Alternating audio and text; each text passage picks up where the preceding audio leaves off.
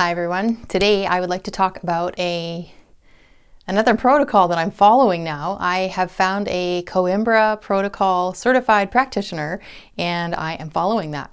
And what that actually means is that I am taking high doses of vitamin D, and that also goes with other things like K2 and magnesium. It also means keeping your calcium intake very, very low, which is easy to do when you're doing carnivore, ketovore, that kind of thing, basically because I can't do dairy. So basically if you're just having meat and a few other little things here and there, then there's not a lot of calcium, so that should be fine. And the reason being that high vitamin D is really good for you in that it is a steroid hormone which can help to settle down your system. Basically, when you have MS, or Lyme or other autoimmune conditions, sometimes when it's really bad, the first thing they will do at the hospital is give you a steroid. So if you can do it naturally, then isn't that a whole lot better? I think so. I haven't taken steroids personally. I haven't had any kind of MS events that required them, and I'm thankful for that. But I'm hoping that the vitamin D protocol will help. It doesn't solve everybody's problems, but it can be a huge help to get you moving in a direction where you feel better, and that allows you to then really focus on what you're going to do to try and locate the core issues that are causing all of these problems, because MS is not really a source. It's just a name for the fact that you have lesions in your brain that are leaving scars. That's all they know.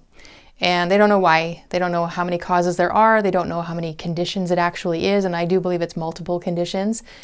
And my current naturopath, who is Coimbra certified, from listening to my MS symptoms, actually really believes that it is Lyme. And I've known that could be a possibility. So I'm looking into getting tested for that. But because I live in Canada, it's very difficult because the Canadian testing is garbage. So you either have to do the American testing or the German testing. And that particular naturopath would prefer I do the German testing, but I may not be able to actually get the blood draw done here. So if that's the case, then I can't do that. And so it's very complicated.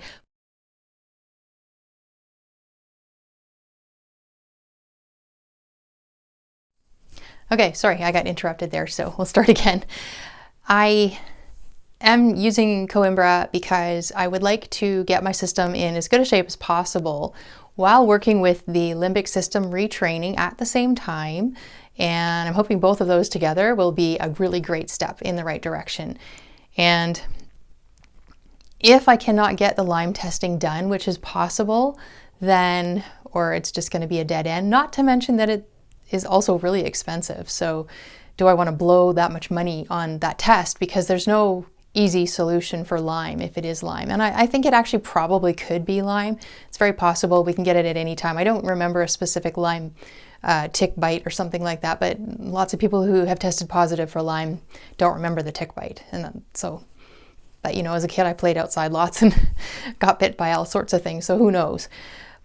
But there's co-infections, it's a whole thing that you have to deal with. And for me also it would be long-term Lyme if that's what it is. And therefore antibiotics are really useless at this point because it's already dug so deep into my system that antibiotics can't touch it. So all they would do is a lot more damage than good probably. So I'm not really worried about doing that. But there are different protocols to treat different infections. And Lyme is a whole group of infections, so figuring out which ones are the ones that your body is still battling or not battling and should be battling, that's a big thing. I am also really curious with the limbic system retraining about how much that might affect it, so that it doesn't matter if I test positive for certain co-infections or not, because the problem is not the infections, it's that my body is not fighting them properly because it's been in the fight or flight state for so long. And that's really the key thing that I should have mentioned in the last video when I was talking about DNRS and limbic system training, is that the body is stuck in fight or flight all the time. And mine has been for many, many years, especially since the seizure started a few years ago. So I'm trying to get that all calmed down. And if it calms down, that gives the body the opportunity to sort of regroup and start dealing with stuff that's going on in your system.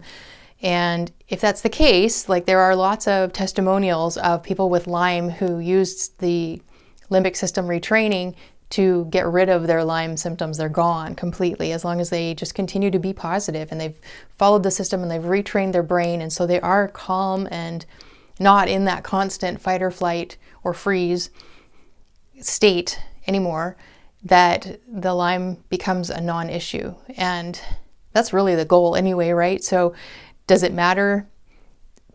I can see the point that if you have Lyme, then it's really about why is your body not fighting it off? Because people get bit by ticks and fleas and all sorts of bugs all the time that carry these kinds of infections. And so a lot of people don't have any issue from it. They heal and they get better, they forget about it and it's fine. But for some of us, we just get sicker and sicker and sicker. So our bodies are not handling whatever we're facing, whether that be those infections or mold or chemicals or food additives or whatever. There's so many things. Because I mean, our culture in North America is, we're just, our food and our water and everything around us, we're so inundated with chemicals and with things that are just really bad for us. So we need our bodies to be in optimal condition to deal with all that stuff. And if it is, then we can get through and we can relax and we can enjoy life and we can do things more effectively and not be bedridden all the time, for instance. So that is something that I would really like to see happen. And I want to pursue the Lyme issue if I can. We will see. But in the meantime, Coimbra is good. It's highly recommended for MS, but it's also recommended for Lyme, and it's recommended for any autoimmune condition because the whole concept is that you need this steroid to help settle your system down so that you can actually get your brain working and get yourself well enough to be able to test for things and to be able to try different things. Because if you're really not well and you're trying new things, it's terrifying because it's like, well, who knows what that'll do? Is that going to give me another seizure? Is that going to make something else even worse? Is that going to make my heart rate double? Is that, on and on it goes. So hoping and praying that it will work. I have been on it for a few months now, and I know that it does take at least that to start working.